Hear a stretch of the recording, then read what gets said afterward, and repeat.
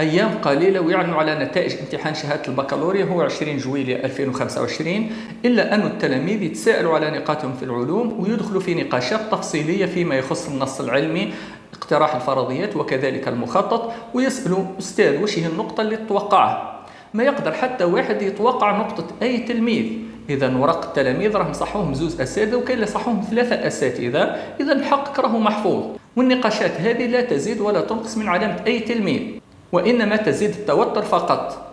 نتفاهم قلق التلاميذ وأوليائهم كذلك، ولكن المدة اللي تفصلنا على إعلان النتائج هي مدة قصيرة. إن شاء الله تصبروا يعلنوا النتائج ونتمنى الفرحة للجميع. بالتوفيق والنجاح لجميع التلاميذ.